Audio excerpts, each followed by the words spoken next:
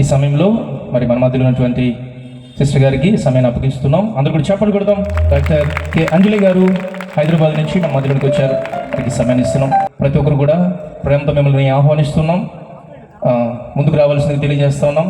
అలా ఉండే కంటే ముందుకు వచ్చి కూర్చోవడం ద్వారా మనము ఏకాగ్రతతో దేవుని యొక్క వాక్యాన్ని, వారి సాక్ష్యాన్ని మనం వినగలుగుతాం. ప్రభుకు స్తోత్రం కలుగును గాక. హల్లెలూయా.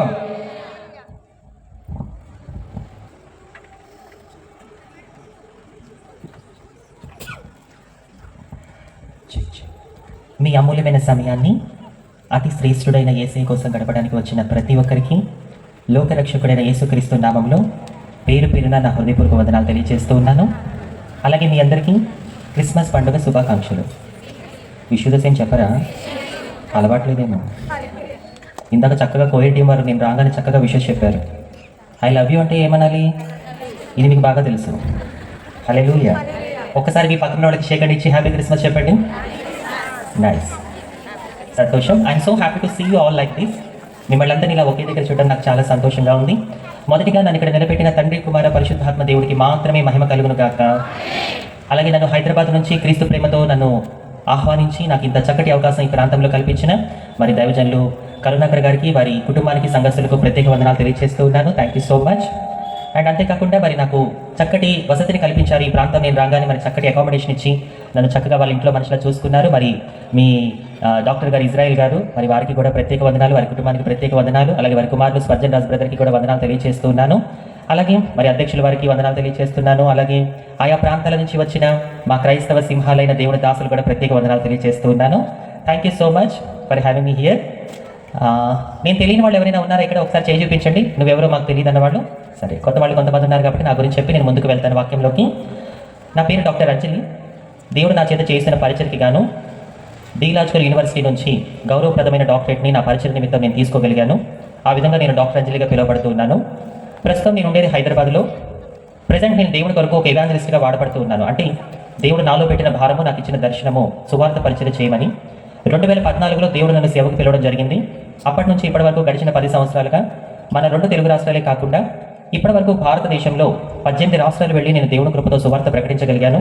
అంతేకాకుండా ఇతర దేశాలు గడిచిన 10 ఏళ్లుగా దేవుని యొక్క మహాకృపతో చెప్తున్నాను. 9 దేశాలలో దేవుడు తన సాక్షిగా నన్ను వాడుకున్నాడు. ఈ విధంగా స్వదేశంలోనే కాకుండా విదేశాలలో కూడా దేవుడు ఈ పనికిరాని పాత్రని వాడుకుంటూ నశించిపోతున్న ఆత్మల్ని రక్షించుకుంటూ ఆయన రాజ్యాన్ని స్థాపించుకుంటూ నన్ను ముందుకు తీసుకెళ్తూ ఉన్నాడు. ఇది గడిచిన 10 సంవత్సరాలుగా నా జీవితం. ఇది నా ప్రస్తుత జీవితం. ఒకవేళ ఇక్కడ కూర్చున్న మీలో ఎవరికైనా, నుంచున్న మీలో ఎవరికైనా ఈరోజు హైదరాబాద్ నుంచి మా చింతపాడు, రైట్, ఈ గ్రామం పేరు అదే కదా, ఈరోజు మరి హైదరాబాద్ నుంచి మా చింతపాడు గ్రామానికి వచ్చిన ఈ అంజలి ఎవరు అనే డౌట్ కానీ సందేహం కానీ ఉంటే వినండి, విషయం అంతా అక్కడే ఉంది. నేను ఒక హిజ్రా కమ్యూనిటీకి చెందిన వ్యక్తినండి. హిజ్రాలు అంటే మీ అందరికీ బాగా తెలుసు. రోడ్ల మీద, ట్రైన్లలోనూ, షాపుల దగ్గర చప్పట్లు కొట్టుకుంటూ భిక్షాటన చేస్తూ ఉంటారు. ఇక మీ అందరికీ అర్థమయ్యే భాషలో చెప్పాలంటే డబ్బులు అడుకుంటూ ఉంటారు. నేను కూడా ఆ కమ్యూనిటీకి చెందిన వ్యక్తిని. ఒకప్పుడు నేను కూడా అలాంటి జీవితం జీవించిన వ్యక్తిని. ఇది విన్నాక మీలో చాలామందికి ఆశ్చర్యం కలగవచ్చు. కానీ మీరు వెంటనే ఒక విషయం జ్ఞాపకం చేసుకోవాలి. ఆశ్చర్య కార్యాలు చేయడం ఆయనకి మాత్రమే సాధ్యం. అందుకే ఆయన పేరులో ఒక పేరేంటో తెలుసా? ఆయన ఊరికైనా లేదు ఆశ్చర్యకరుడు అని. ఇలాంటి కార్యాలు చేస్తాడు కాబట్టి ఆయనకు ఆ పేరు వచ్చింది. మీకు ఒక సందేహం రావచ్చు, ఏంటి ఇలాంటి వాళ్ళకి కూడా దేవుడు సేవ చేసే అర్హత ఉందా? ఇంతకాలం మా చింతపాడు గ్రామానికి ఎంతోమంది పురుషులు వచ్చి సువార్త చెప్పారు, ఎంతోమంది స్త్రీలు వచ్చి దేవుడు మాటలు చెప్పారు. కానీ మా చింతపాడు గ్రామంలోని, ఈ గ్రామ చరిత్రలోని మొదటిసారిగా ఒక హిజ్రా వచ్చి దేవుడి మాటలు చెప్పడం జరుగుతుంది. అసలు మా గ్రామ చరిత్రలోనే ఇది చాలా కొత్తగా, వింతగా ఉంది. ఇలాంటి వాళ్ళని కూడా దేవుడు వాడుకుంటాడా? వీళ్ళకి కూడా దేవుని సేవ చేసే అర్హత ఉందా అని రకరకాల సందేహాలు మీలో చాలా మందికి ఉంటాయి. అటువంటి వాళ్ళందరికీ కూడా దేవుడి కృపతో ఒక్క మాట చెప్తాను, శ్రద్ధగా వినండి. యేసయ్య వాడుకోవాలి అని అనుకుంటే ఎవరినైనా, ఎంత ఘోర పాపినైనా, ఎలాంటి వ్యక్తినైనా తన రక్తము చేత పరిశుద్ధపరిచి వాడుకుంటాడు అని చెప్పడానికి అంజలి అనబడిన నా జీవితమే మీ అందరికీ ఒక ఉదాహరణ. Humans can behave with partiality. Listen everybody, try to understand.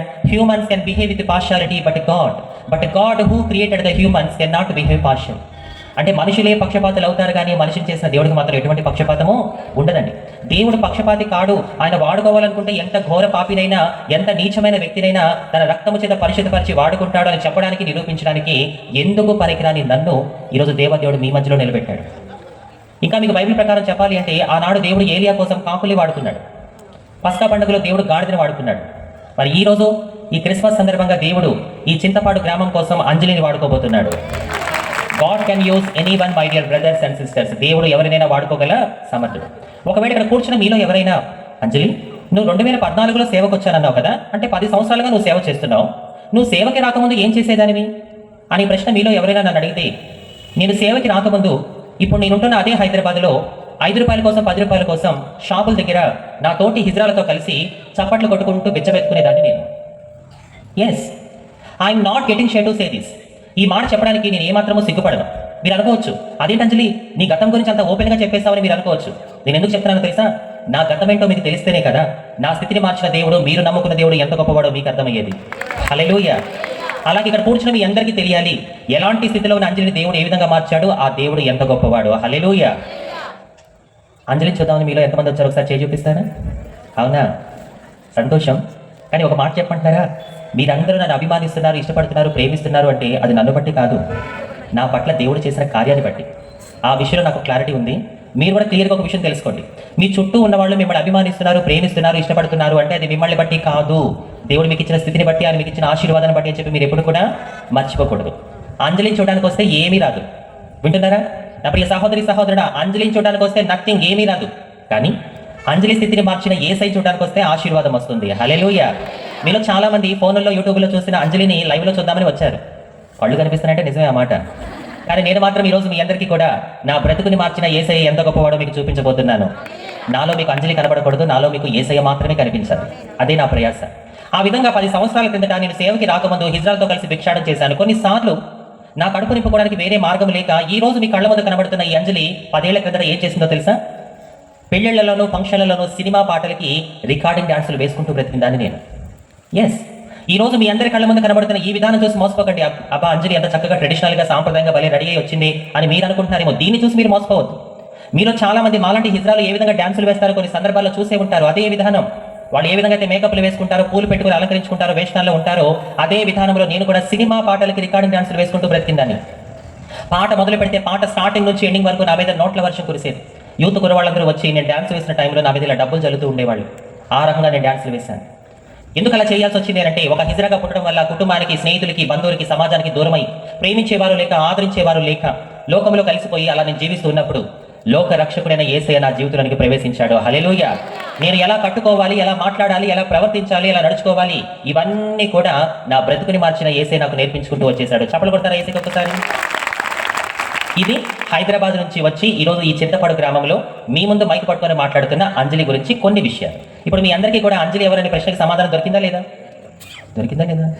మరి కొంచెం డౌట్ మకాలు తీసేసి నవ్వుతూ ఉంటే మరి వరద బాధితుల మొహాలు పెట్టడానికి కొంచెం ఇబ్బందిగా ఉంది. కొంచెం కోల్గేట్ అట్లా. మీ టూత్ పేస్ట్లో ఉప్పు ఉందా, కారం ఉందంటారా ఏంటి? సంతోషం, మీరు నవ్వితే చాలా బాగుంటారు. మీరు ఎలా ఉన్నా యేసయ్య మిమ్మల్ని ప్రేమిస్తున్నాడు. హల్లెలూయా.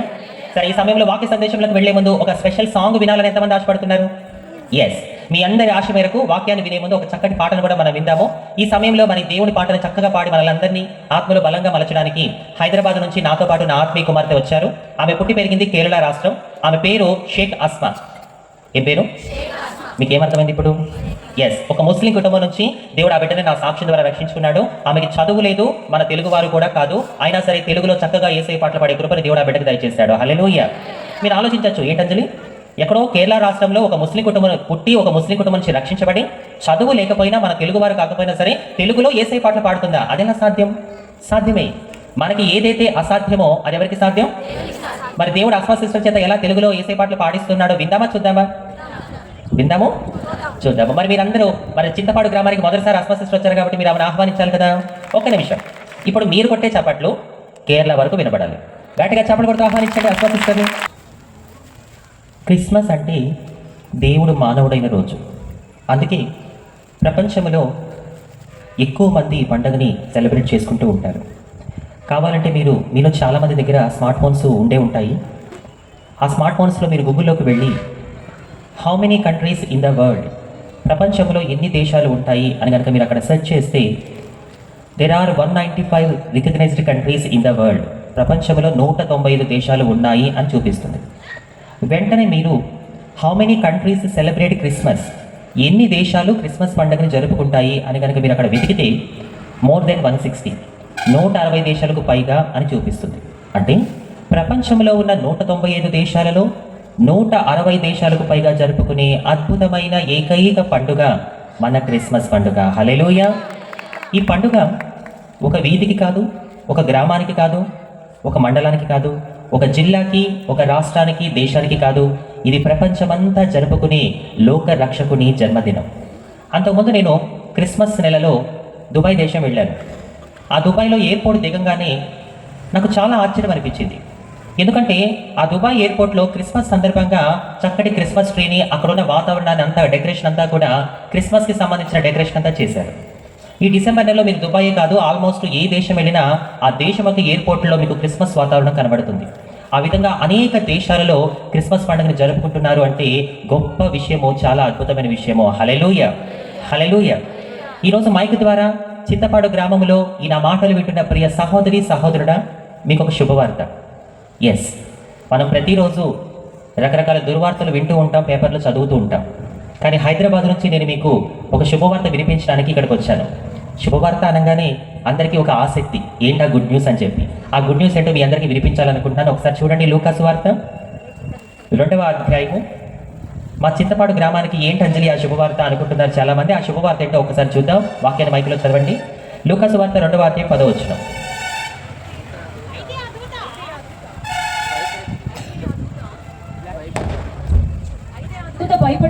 అయితే ఆ దూత భయపడకుడి, ఇదిగో ప్రజలందరికీ కలుగబోవు మహా సంతోషకరమైన సువర్తమానము, ప్రజలందరికీ కలుగబోవు మహా సంతోషకరమైన సువర్తమానము నేను మీకు తెలియజేయుచున్నాను. దావీదు పట్టణమందు నేడు రక్షకుడు మీ కొరకు పుట్టి ఉన్నాడు, ఈయన ప్రభు అయిన క్రీస్తు.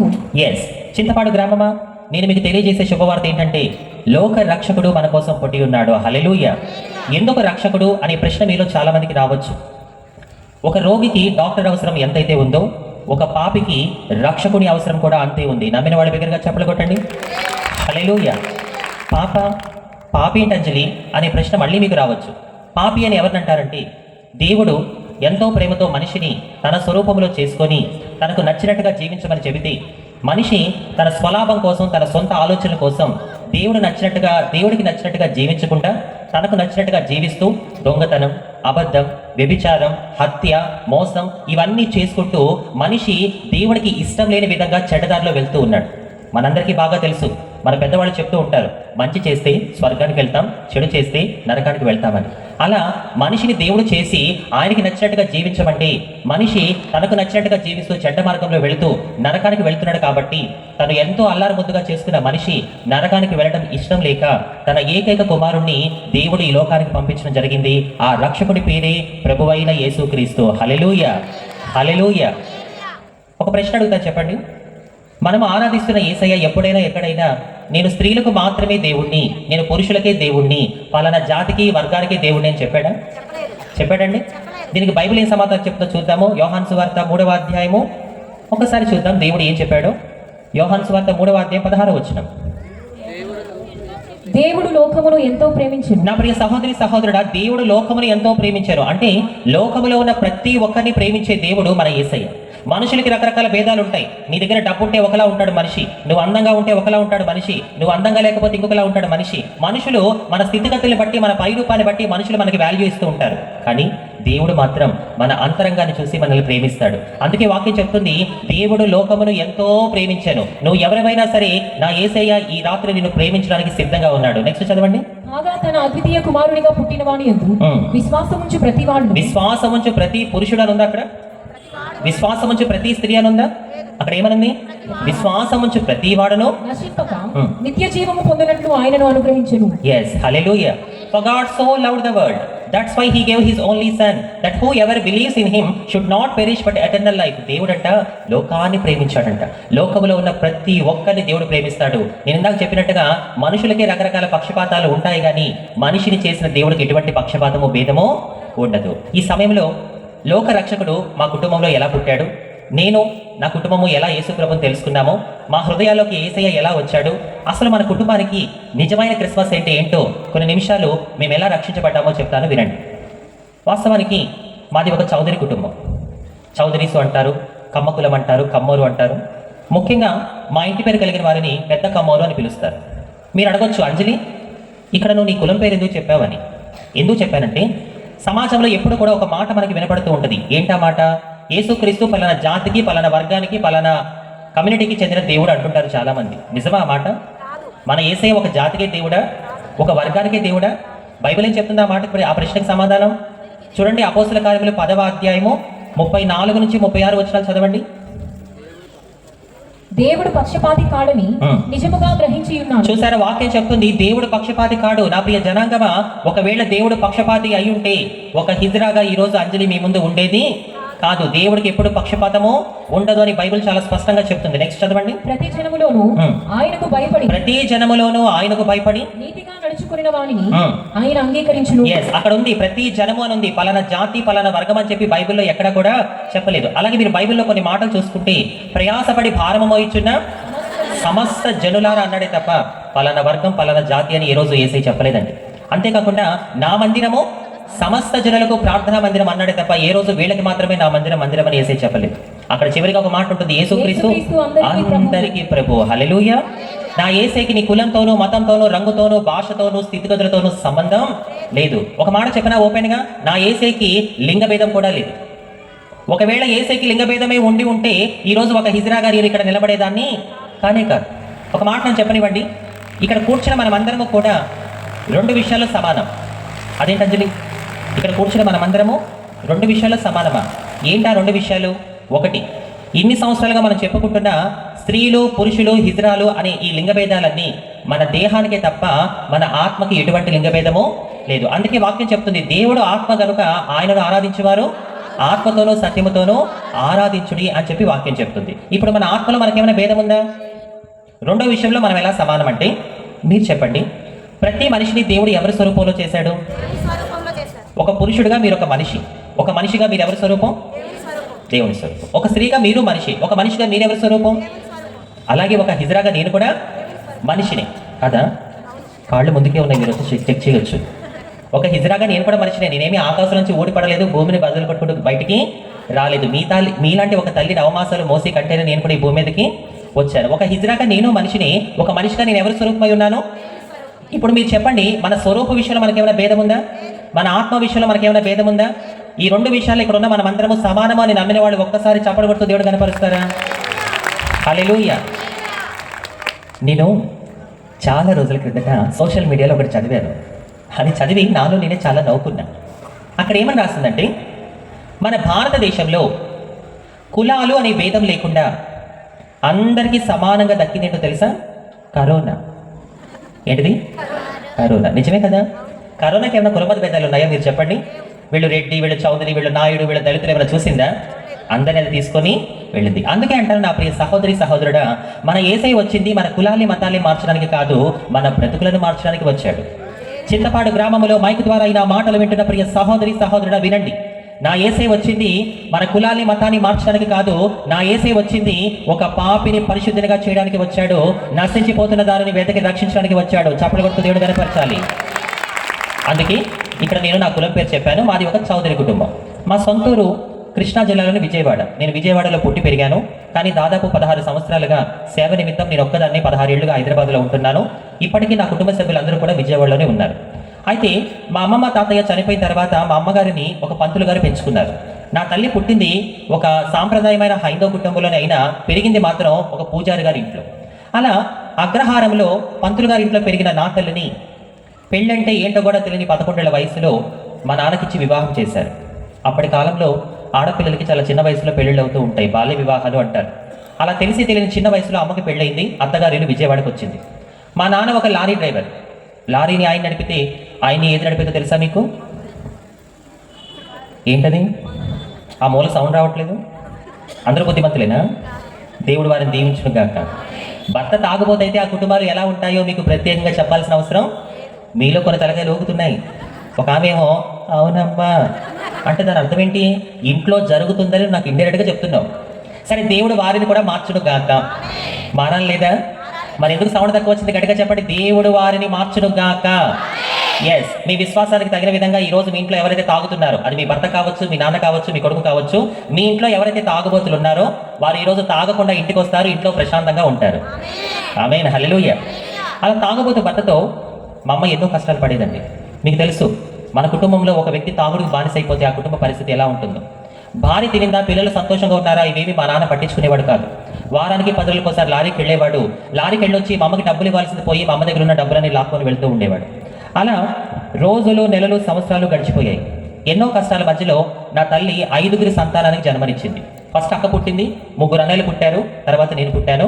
నేనే మా ఇంట్లో అందరికన్నా చిన్న. ఒక ప్రశ్న, ప్రతి ఒక్క మనిషి జీవితం ఏ విధంగా మొదలవుతుందో, ఏ విధంగా సమాప్తం అవుతుందో ఇక్కడ కూర్చున్న మీలో ఎవరికైనా తెలుసా? ప్రతి కథకి కూడా ఒక మొదలు అనేది ఉంటే ముగింపు కూడా ఖచ్చితంగా ఉంటుంది. మా నాన్న జీవిత కథకు కూడా ఒక ముగింపు జరిగింది. కానీ ఆ ముగింపు ఎంత భయంకరం అంటే, ఆయనకున్న ఆ తాగుడు అలవాటుకి ఒకరోజు ఒక భయంకరమైన రోగం వచ్చేసింది. అది ఎలాంటి రోగం? ఆగకుండా ఒకటే దగ్గు, దగ్గిన ప్రతిసారి నోటి నుంచి భయంకరంగా రక్తం కారుతూ ఉండేది. ఇది జరిగి దాదాపు 30 సంవత్సరాల పైన అయింది. ప్రస్తుతం ఆ రోగాన్ని ఏమంటారు తెలుసా మీకు? టీబీ, క్షయ. ప్రజెంట్ టీబీకి మందులు ఉన్నాయి, అప్పట్లో మందులు లేవు. ఆ టీబీతో మా నాన్న బాధపడుతూ ఉంటే, తాళి కట్టిన భర్త రోగంతో నలిగిపోతూ ఉంటే ఏ భార్య చూసి సంతోషించదండి? అమ్మ నాన్నని హాస్పిటల్ తీసుకెళ్తే ఏ హాస్పిటల్లోనూ అప్పట్లో మందులు లేవు. ఎన్ని హాస్పిటల్ తీసుకెళ్ళినా డాక్టర్లు చేతులు ఎత్తేస్తున్నారు. అయితే తన భర్త బతకాలని తన భార్య పడుతున్న తపన చూసి కొన్ని క్షణాలలో మా నాన్న చనిపోతాడనగా చివరిగా మా అమ్మతో ఏమంటాడో తెలుసా?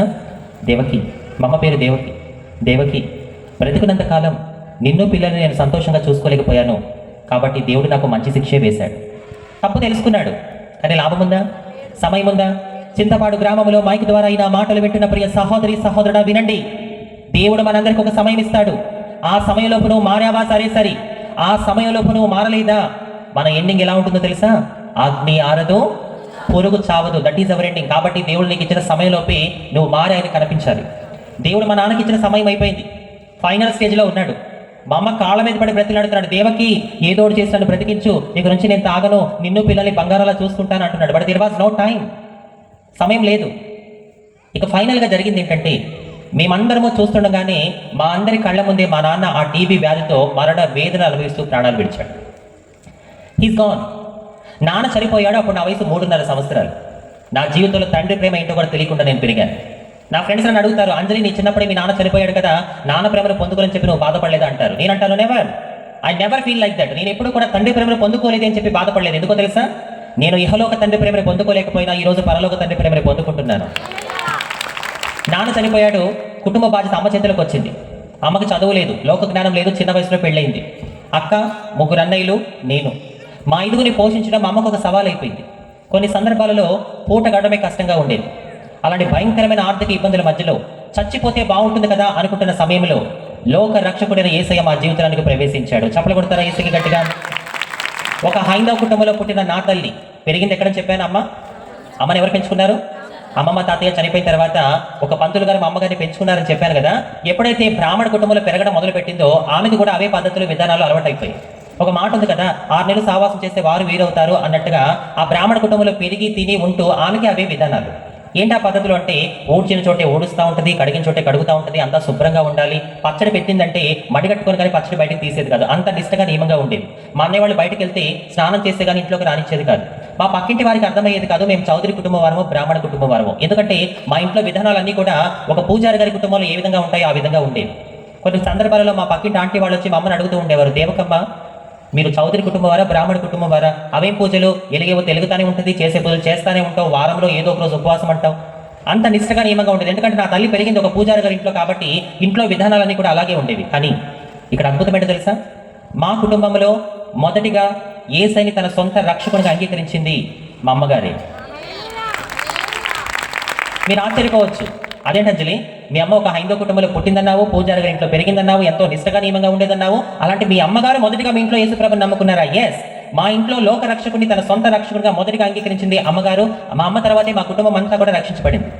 అది ఎలా జరిగింది, ఎలా సాధ్యమైంది అంటే, మేము ఎలా రక్షించబడ్డామో చెప్పే ముందు మేము రక్షించబడ్డాక ఏం జరిగిందో ఒక సందర్భం మీతో చెప్తాను. ఎప్పుడైతే మేము రక్షించబడ్డామో మా చుట్టాల్లో చాలామంది మాతో మాట్లాడడం మానేశారండి.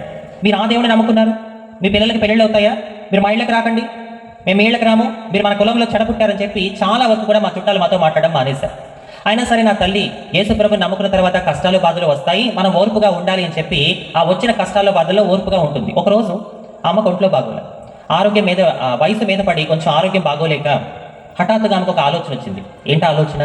నేను నా పిల్లలు యేసుప్రభుని నమ్ముకున్నాం అని చెప్పి ఆయన వాళ్ళందరూ మమ్మల్ని దూరం పెట్టేశారు. నాకేమో వయసు అయిపోతుంది, పిల్లలు చూస్తే ఎదుగుతూ ఉన్నారు. రేపంటే ఒక రోజున నాకు ఏదైనా జరగడానికి జరిగింది, నా పిల్లల మంచి చెడు ఎవరు చూస్తారు అనే ఆలోచనతో అమ్మ అనుకున్నారు. మా అమ్మకు ఒక చెల్లి ఉంది, మా పిన్ని.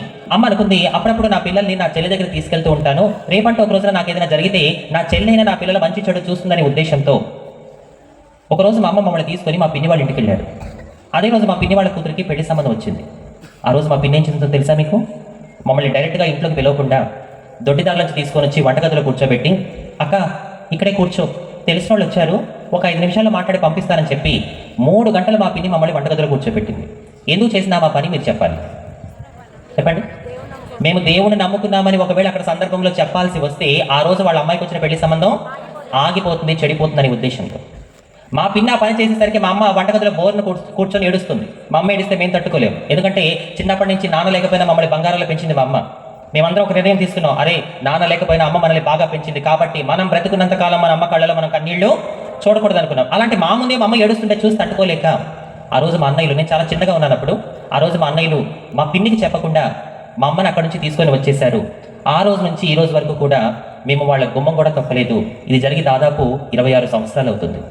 మీరు అనుకోవచ్చు, ఎందుకు అంజలి ఇన్ని సంవత్సరాలుగా మీరు మీ పిన్ని వాళ్ళతో మాట్లాడలేదా, ఎందుకు కక్ష కోపమా, మీ పిన్ని అలా చేసిందని మీరు మనసులో పెట్టేసుకున్నారంటే అవేమీ కాదండి. మనం జీవం గల దేవుడిని ఆరాధిస్తున్నాం, శత్రువుని ప్రేమించే మనసును దేవుడు మనకిచ్చాడు. హల్లెలూయా. కక్ష కాదు, కోపం కాదు, ఏమీ కాదు. నా తల్లి ఒకటే నమ్మింది, ఏంటో తెలుసా? నా పిల్లలకి కావాల్సింది బంధువుల ప్రేమ కాదు, నా పిల్లలకి కావాల్సింది యేసయ్య ప్రేమ. మీకు ఒక మాట చెప్పంటారా? ఈ చుట్టాలు బంధువులు కొంతమంది ఎలా ఉంటారో తెలుసా? మనం బాగుంటే మన చుట్టూ బెల్లం చుట్టూ ఎగలవాలంటూ వాలిపోతారు. మనకు పరిస్థితి తారుమారైపోతే ఒకళ్ళు కూడా మనకి సహాయం చేయరు. ఒకవేళ ఇక్కడ కూర్చున్న మీలో, అమ్మ ఎంతమంది ఇక్కడ కూర్చున్న మీలో చుట్టాల చేతిలో మోసపోయారు చెయ్యొద్దండి అంటే సగం చేతులు లెగుస్తాయి. ఆల్రెడీ లేపేస్తుంది ఒక ఆమె.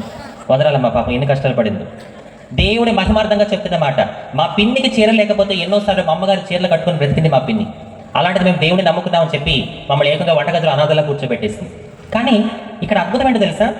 యేసుప్రభుని నమ్ముకున్నందుకు చుట్టాలు వెలివేసిన, సొంత చెల్లి వంటగదిలో కూర్చోబెట్టిన నా తల్లి మనుషులకి దూరమైంది తప్ప మనిషిని చేసిన దేవుడికి మాత్రం దూరం కాలేదు. బిగ్గరగా చప్పలు కొట్టాలి. హల్లెలూయా. ఈ రోజులో చాలా మంది యేసుప్రభుని నమ్ముకున్న తర్వాత చుట్టాలు ఏదో అంటున్నారు, బంధువులు ఏదో అంటున్నారు, ఇరుగు పొరుగు వారు ఏదో అంటున్నారు అని చెప్పి యేసయ్యనే విడిచిపెట్టడానికి సిద్ధపడుతున్నారు. గుర్తుపెట్టుకోండి, మనుషుల మాటలు మరుక్షణమే మారిపోతాయి, కానీ నిన్న నేడు నిరంతరం ఏకరీతిగా ఉండే ప్రేమ నేను ప్రకటిస్తున్న యేసయ్య ప్రేమ. హల్లెలూయా. మాట తప్పడానికి ఆయన మానవుడు కాడు, ఆయన మనిషిని చేసిన దేవుడు. హల్లెలూయా. అయితే మా అమ్మలో అంత విశ్వాసం ఎలా వచ్చింది? హైందవ కుటుంబంలో పుట్టి బ్రాహ్మణ కుటుంబంలో పెరిగి ఎంతో నిష్టగా నియమంగా ఉన్న ఆమెలో యేసయ్య మీద అంత భక్తి ఎలా వచ్చింది అని అంటే, ఆమెకి ఎవరైతే సువార్త చెప్పారో ఆ సువార్త విత్తనాలు అనేవి ఆమెలో చాలా బలంగా పడ్డాయి. ఒకసారి మీరు ఆలోచించండి, భర్త చనిపోయి 5 పిల్లలు ఉన్న ఒక విధవ స్త్రీకి చుట్టాల సహకారం కావాలా వద్దా మీరే చెప్పాలి. గట్టిగా చెప్పండి. భర్త చనిపోయాడు, ఆమె ఒక విధవ స్త్రీ, 5 పిల్లలు, లోక జ్ఞానం తెలియదు, చిన్న వయసులో పెళ్ళయింది. అలాంటి స్త్రీకి చుట్టాల సహకారం కావాలా వద్దా? ఖచ్చితంగా కావాలి. ఆ చుట్టాలేమో యేసుప్రభుని నమ్ముకున్నందుకు తనని తన పిల్లల్ని దూరం పెట్టేశారు. ఇప్పుడు ఆ భర్త లేని 5 పిల్లలు ఉన్న ఆ విధవ స్త్రీకి ఒక ప్రశ్న, ఏంటి? యేసయ్య కోసం చుట్టాలు వదిలేయాలా, చుట్టాల కోసం యేసయ్యని వదిలేయాలి? అలాంటి సిచ్యువేషన్లో ఏ స్త్రీ అయినా ఖచ్చితంగా చుట్టాల సహకారమే కోరుకుంటుంది. కానీ ఆ రోజు నా తల్లి తీసుకున్న నిర్ణయమే ఈ రోజు నన్ను మీ ముందు నిలబెట్టి ఈ విధంగా మాట్లాడిస్తూ ఉంది. హల్లెలూయా. అయితే ఆమెలో యేసయ్య మీద అంత విశ్వాసం, అంత భక్తి ఎలా వచ్చాయి అంటే, నేను ఇందాక చెప్పినట్టుగా మా అమ్మకి ఎవరైతే సువార్త చెప్పారో అది చాలా బలమైన మాటలు ఆమె మా అమ్మగారికి చెప్పడం జరిగింది. ఇప్పుడు మా ఇంటికి లోక రక్షకుడు ఎలా పరిచయం అయ్యాడో, యేసయ్య మా కుటుంబంలో మా హృదయాల్లో ఎలా పుట్టాడో చెప్తున్నాను, చాలా జాగ్రత్తగా వినండి. ఒకరోజు మా వీధిలో ఉండే ఒక క్రైస్తవ తల్లి, మీలాంటి ఒక విశ్వాసి, బాగా ప్రార్థన చేస్తుంది, మంచి ప్రార్థన పరురాలు ఆమె. ఒకే వీధిలో ఉంటాం కాబట్టి మా అమ్మకి బాగా పరిచయం ఆ ఆంటీ గారు. ఆ తల్లి గారు ఒకరోజు మా ఇంటికి వచ్చారు. వాస్తవానికి ఆమె ద్వారానే మా ఇంటికి యేసయ్య పరిచయం అయ్యాడు. మీకు తెలుసా? మా ఇంటికి యేసయ్యని పరిచయం చేసిన ఆ తల్లి చేసే పని ఏంటో తెలుసా మీకు? జాంకాయలు అమ్ముకుంటుంది. ఏం చేస్తుంది? ఒక జాంకాయలు అమ్ముకునే తల్లి ద్వారా ఈరోజు నా కుటుంబం రక్షించబడింది. చప్పట్లు కొడతారు యేసయ్యకి గట్టిగా?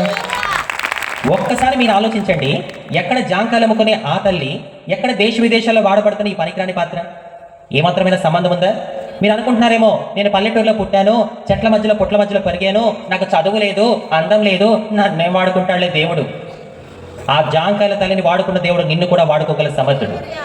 మనలో మనమాట, ఆ జాంకాయలు అమ్ముకునే తల్లి ఆ రోజు మా ఇంటికి సువార్త చెప్తున్నప్పుడు అనుకుందా, నేను ఈ రోజు ఇంట్లో సువార్త చెప్తున్నాను, భవిష్యత్తులో ఈ ఇంట్లో నుంచి ఒక వ్యక్తి ప్రపంచ దేశాలు తిరిగి సేవ చేస్తుంది అని ఆమె ఆ రోజు అనుకుందా? ఆమె చేయాల్సిన పని ఆమె నమ్మకంగా చేసింది. ఆమె జల్లాల్సిన సువార్త విత్తనాలు చాలా చక్కగా జల్లింది. ఆ విత్తనాలు ఫలించి మహావృక్షమై ఈరోజు ఆ కుటుంబంలో నుంచి ప్రపంచ దేశాల్లో దేవుని సేవ చేసే భాగ్యం ఈ పనికిరాని పాత్రకి దేవుడు ఇచ్చాడు. హల్లెలూయా. నా ప్రియ సహోదరి సహోదరుడా, నువ్వు చెప్పే 4 మాటలు ఏ కుటుంబాన్ని రక్షిస్తాయో, ఏ వ్యక్తిని సేవకుడుగా సేవకురాలుగా మలుస్తాయో మనకి తెలియదు. సువార్త చెప్పడంలో మనం ఎప్పుడు కూడా వెనకడుగు వేయకూడదు. యేసు నామములో మీ ప్రవర్తన ఇతరులకి సువార్తగా అందునుగాక. ఈ రోజులో నోటితో సువార్త చెప్తే ఎవరు వినట్లేదు. నీ మాట, నీ చూపు, నీ ప్రవర్తన, నీ నడవడికి ఇతరులకి సువార్తగా అందిపోవాలి. హల్లెలూయా. ఆమె మా ఇంటికి వచ్చింది. నాన్న చనిపోయాడు కదా, భర్త లేడు కదా, ఓదారుద్దామని ఫస్ట్ టైం మా ఇంటికి వచ్చింది.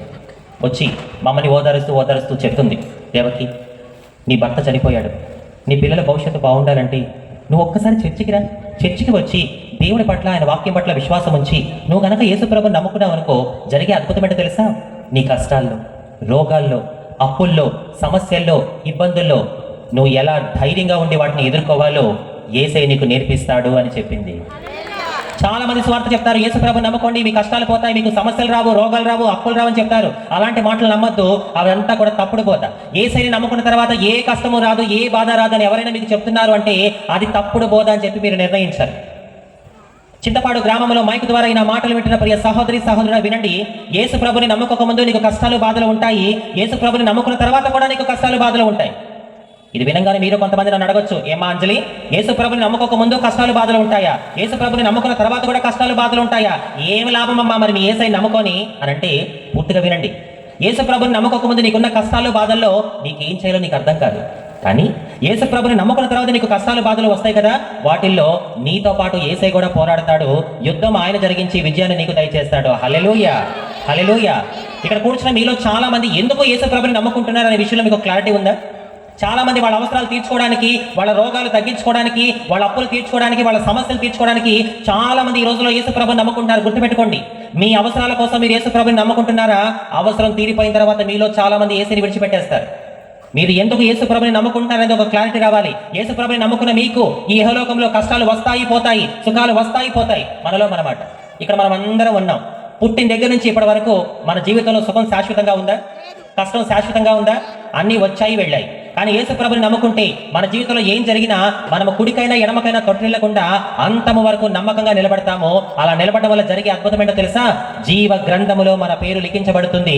పరలోకములో మనం స్థానం సంపాదించుకుంటాము. హల్లెలూయా, హల్లెలూయా. ఈ లోకములో ఏది శాశ్వతమైనది కాదు. మరణించిన తర్వాత నువ్వు ఏమవుతావు, మరణించిన తర్వాత మనం ఎక్కడికి వెళ్తాం అనే ప్రశ్న ఈ లోకానికి లేదు. కానీ ఎవరైతే యేసుప్రభుని నమ్ముకుంటారో వాళ్ళకు ఒక నిరీక్షణ ఏంటంటే, మేము మరణించిన తర్వాత ప్రభుతో పాటు మమ్మల్ని కూడా ఆయన లేపుతాడు అని చెప్పి. హల్లెలూయా, హల్లెలూయా. శాశ్వతమైన ఆనందం కోసం, శాశ్వతమైన సంతోషం కోసం ఈ లోకంలో మనం ఎన్ని కష్టాలు వచ్చినా, బాధలు వచ్చినా ఎదుర్కొంటూ వెళ్తాం. అది క్రైస్తవులకు మాత్రమే సాధ్యమవుతుంది. క్రైస్తవుడు నేను చెప్పుకోవడం వేరు, క్రైస్తవుల జీవించడం, బ్రతకడం వేరు. ఇక్కడ కూర్చున్న మీలో చాలా మంది మేము క్రైస్తవులమని చెప్పుకుంటున్నారు. దానివల్ల ఏ ఉపయోగం లేదు. ఎవరైతే క్రీస్తు కొరకు నిజమైన క్రైస్తవులుగా జీవిస్తూ ఉంటారో వాళ్ళు ఈ లోకంలో ఎన్ని కష్టాలు వచ్చినా, ఎన్ని బాధలు వచ్చినా ఆయన వైపు చూస్తూ ధైర్యంగా బ్రతకగలరు. హల్లెలూయా.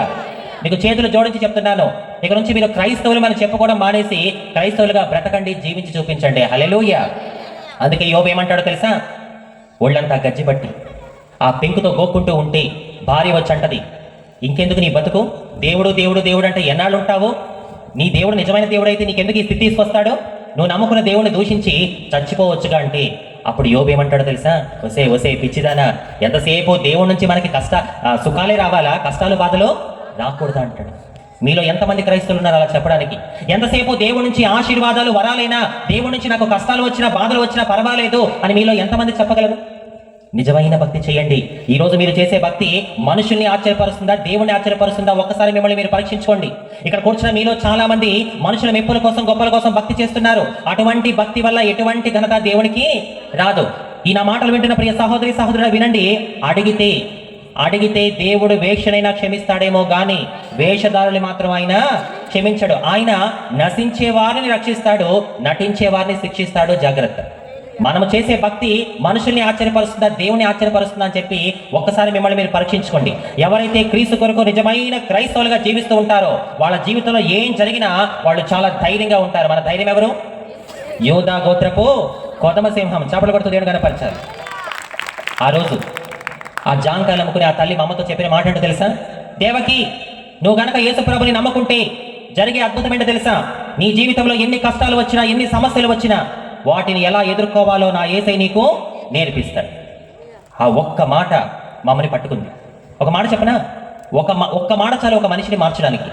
100 మాటలు అవసరం లేదండి. ఒకరోజు నేను ఒక చోటకి వెళ్తూ ఉన్నప్పుడు ఒక తమ్ముడు ఫోన్ చేశాడు. ఒక తమ్ముడు ఫోన్ చేసి, అంజలేక వందనాలు, నువ్వు మా ఊరు వచ్చి సువార్త ప్రకటిస్తున్నప్పుడు నువ్వు చెప్పిన మాటల్లో ఒక మాట నన్ను యేసు ప్రభువుని నమ్ముకునేలా చేసింది, నేను రక్షించబడ్డాను అన్నాడు. చాలా ఆశ్చర్యమైపోయింది. అదేంటి ఒక్క మాట నిన్ను పట్టుకుందా, నువ్వు రక్షించబడ్డావా, దేవుడిని నమ్ముకున్నావా అని అంటే, ఎస్ అంజలేక, ఒక్క మాట నన్ను పట్టుకుంది అంటే ఏంటన్నా మాట అంటే, నువ్వు మా ఊళ్ళో వచ్చి వాక్యం చెప్తున్న సమయంలో ఒక మాట అన్నావు. ఏమన్నావంటే, నేను ప్రకటిస్తున్న దేవుడు పరిశుద్ధుడు అన్నావు. వెంటనే నేను ఆలోచించాను, మైక్ పట్టుకొని మాట్లాడుతున్న ఈమె దేవుడు పరిశుద్ధుడైతే మరి ఇన్నాళ్ళు నేను చేసింది ఏంటి అని చెప్పి అన్ని గ్రంథాలు, అన్ని పుస్తకాలు చదివాను. ఫైనల్గా నాకు అర్థమైంది ఏంటంటే, యేసు మాత్రమే పరిశుద్ధుడు. హల్లెలూయా. ఆయన పుట్టుకలో పరిశుద్ధత ఉంది, ఆయన జీవన విధానంలో కూడా పరిశుద్ధత ఉంది. ఈ రోజు ఆ తమ్ముడు రక్షించబడి ఒక సంఘంలో నమ్మకంగా పరిచయం చేస్తూ ఉన్నాడు. హల్లెలూయా. ఒక్క మాట చాలు ఒక మనిషిని మార్చడానికి 100 మాటలు చెప్పాల్సిన అవసరం లేదు. ఆ జాంకాలమ్మ తల్లి చెప్పింది ఒకటే, యేసు ప్రభువుని నమ్ముకో, నీ జీవితంలో ఎన్ని శ్రమలు, కష్టాలు, బాధలు వచ్చినా వాటిని ఎదుర్కొనే ధైర్యాన్ని ఇస్తాడు. మా అమ్మ ఆశ్చర్యపోయి ఆలోచించింది, ఏంటి యేసు ప్రభువుని నమ్ముకుంటే జీవితంలో ఏం జరిగినా వాటిని ఎదుర్కొనే ధైర్యాన్ని ఇస్తాడా? నాకేమో భర్త లేడు. భర్త లేని స్త్రీ అంటే ఈ సమాజానికి ఒక చులకన. 5 పిల్లలు ఉన్నారు. నా పిల్లల్ని ఎలా పోషించుకోవాలో నాకు అర్థం కావట్లేదు. ఇలాంటి సమయంలో నా పిల్లల్ని పోషించుకోగలను అన్న ధైర్యమే నాకు కావాలి. ఆ ధైర్యం ఏమో యేసయ్య ఇస్తాడని ఈ జాంకాలమ్మకు ఏమో చెప్తుంది. సరే, ఇన్నాళ్ళు ఇన్ని ప్రయత్నాలు చేశాను, ఒక్కసారి చర్చికి వెళ్ళి చూద్దామని చెప్పి లైఫ్లో ఫస్ట్ టైం, మా ఇంటి పేరు కళ్యాణం, కృష్ణా జిల్లాలో జగ్గైపేట, నందిగామ అటు సైడ్ మీరు వెళ్ళి ఎంక్వైరీ చేసుకోండి. మమ్మల్ని పెద్ద కమ్మోరని పిలుస్తారు.